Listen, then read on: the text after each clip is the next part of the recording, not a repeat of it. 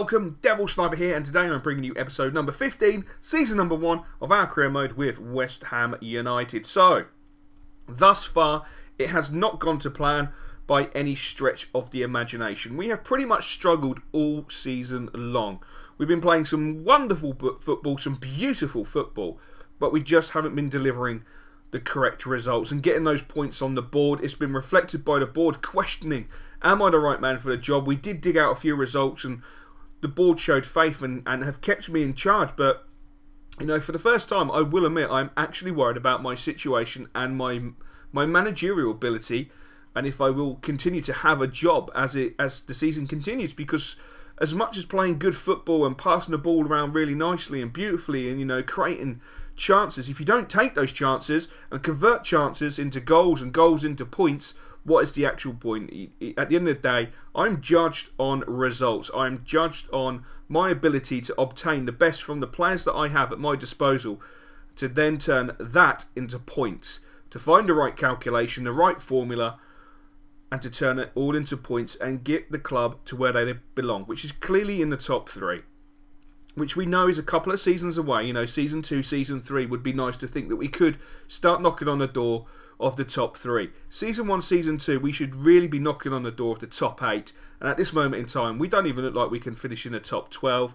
You know, at worst case scenario, we could actually finish in a relegation position, which I firmly believe I don't think I'll be at the club anymore. I think the board would get rid of me, which is a worrying situation for myself because it has brought some doubts into my mind about my ability to manage the team, manage the players, and manage the club. But I will say, I have to give credit to the players. They have been sensational in training. They have not given up by any stretch of the imagination. They're digging in harder. They're digging in with a fierce resistance. And I'm pretty confident we are going to deliver some results. And we're going to get those points that we need. And we're going to finish this season in absolute style. And we're going to have to start at home against Sunderland. A tough game. Normally a game that I would consider where I could change a few players. You know, I could consider changing a few players. I could consider bringing on a few of the youngsters. But at this moment in time, for me personally, this game is really a 6-pointer at this early stage of the season. As we approach the latter stages of December and the early part of January, we really need to gain 3 points from this game. And at this moment, this is a real 6-pointer. But you can see early doors playing beautiful football. Samra's trying to get in there. But look at the grit and determination, getting a beautiful tackle in. Same with big Andy C. Andy Carroll getting in there, causing them trouble. The boys have got the fight. The boys have got the determination. The boys have got the bit between their teeth. Morrison, fantastic roulette. Left foot, bottom corner. What a start. 5th minute, 1-0 to the mighty West Ham. And a big, I can't hear you, to the Sunderland supporters, and a little bit to the media, who have been giving the players a little bit of grief over the last few weeks, but understandably, because we haven't been delivering those results. But that goal only came from Samaras battling like a Trojan, and big Andy C putting his body on the line, throwing himself in front of the tackle to get the ball, which is absolutely sensational. And that's the grit, determination and passion that these boys have. And we play beautiful football. Noble knocking the ball into Carroll. Carroll with some nice little trickery, trying to work onto his left foot, does, but unfortunately he is tackled. And that was a good piece of play there. But Marky Noble always at the centre of everything good about what we do. Again, interlinking with O'Brien.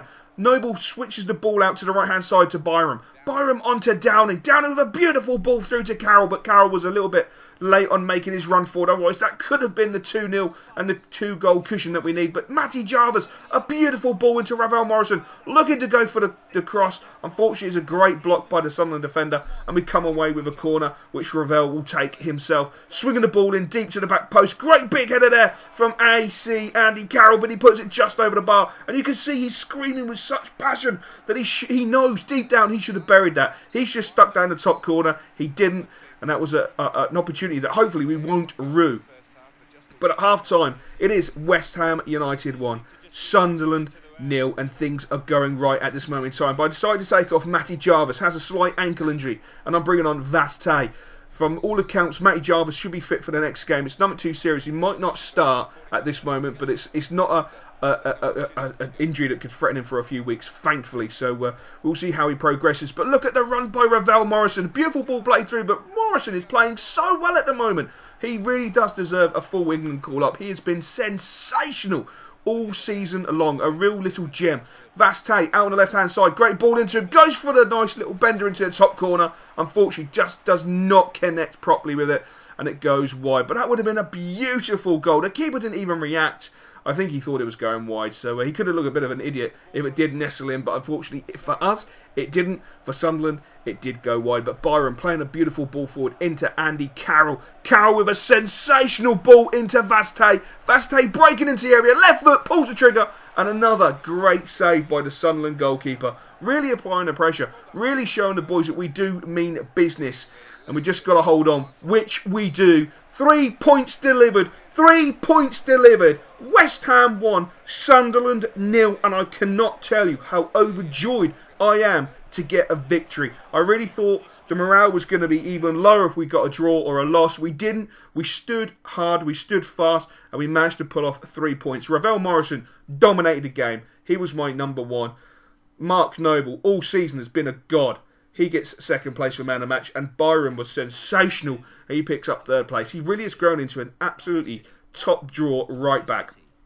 And as you can see, Belgium have offered me an opportunity to manage them. Not going to make any decisions on that because we do know that Next Gen is coming on my channel. So we'll have a little bit of a discussion about what's going to happen to the West Ham career mode when I actually can have the time to open my Next Gen console, set it all up, and start recording. So we'll talk about that probably closer to the weekend, or probably on the weekend, but we won't worry about that until then. And as you can see, we are at the risk of losing 4 players. So we're going to have a look at the contracts and start sorting out some contracts, because as you can see, we do have a few players on 7 months, we do have a few players on 1 year 7 months, so we really need to be tying some of these players down for a long period of time. I mean, Ricardo Vastey has been fantastic. You know, at the beginning of the season, he sort of struggled to find his form in pre-season.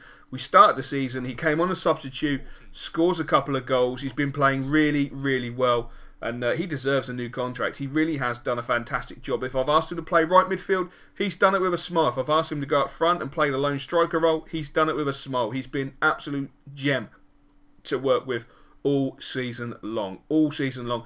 And of course, one of the talisman and one of the most important players in this team, Diami, definitely needs to get a contract extension. The same as Ravel Morrison. He's got a year 7 on his contract, but he does need an extension. I want to tie him down because I think he is such an amazing talent. And I don't want the risk of him leaving the club because he really is an amazing player. And I really do feel that with Ravel Morrison in the side, with Marky Noble playing so well, you know, there's a lot of bright things that could happen for us. You know, we could really go places. We do need a few more signings, but we'll worry about that when we have to worry about it. But Ravel Morrison is definitely a key in that cam position to replace Kevin Nolan when Nolan either retires or moves on to pastures new. But let's not focus on that. Let's focus on one of the toughest games we're going to have all season. We have to go to Manchester United and Old Trafford.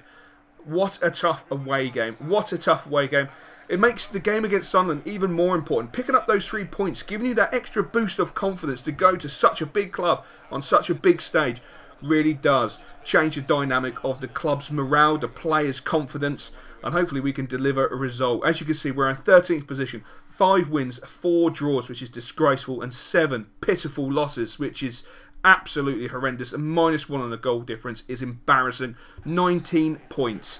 We need 3 points. Somehow we need to gain 3 points, and hopefully we can deliver those 3 points. As you can see, Joey O'Brien knocking the ball forward into Ravel Morrison. Ravel Morrison down left hand side doing a nice little beautiful roulette. Passes the ball back out to O'Brien. O'Brien with a beautiful crossing, going for big Andy Carroll, and it's just over the bar. That would have been a beautiful goal. Well crafted play, and Morrison again playing so well, knocking the ball into Vastey, making the run forward. Vastey with the ball over the top. Ravel Morrison out sprinting. Evra going towards the byline, pulls the cross in. Big Andy Carroll going up there, but he doesn't manage to get a full connection on it. And Samras tries to header it back across the goal. Unfortunately, does not. But look at that tackle. Great play by the lads. Andy Carroll going for the audacious shot. Takes a deflection and goes for a corner. Which, of course, Ravel Morrison, who's been swinging them in deep and with a bit of pace, fizzing them in to the back post. He does it this time. Collins goes up. Oh, my days. Collins has just netted it in the top corner. 45th minute, and Collins has given the Hammers a 1-0 away lead. What a fantastic piece of play there by West Ham. The move to create the goal in the first place, Andy Carroll taking a risk on the shot, and then the corner delivered by Ravel Morrison was absolutely sublime. But again, Morrison picking up that ball deep as the referee blows the half-time whistle. Manchester United 0, West Ham United 1, and what a great first half by West Ham. They worked overtime to keep Manchester United at bay. The game really is brimming. It's turned into a right battle, which we want to see. Diame playing on the right-hand side, cutting into the centre of the pitch, moving the ball onto Vaste, playing so well, dropping deep there, knocking the ball to O'Brien. O'Brien plays the ball out to the left-hand side, which is Samras. Samras swings the ball up. Andy Carroll goes up. That's 2-0 to the mighty West Ham. 48 minutes gone, and West Ham have doubled their lead. 2 headers, 2 sublime headers, and a great piece of play by the lads, knocking the ball around with such grace.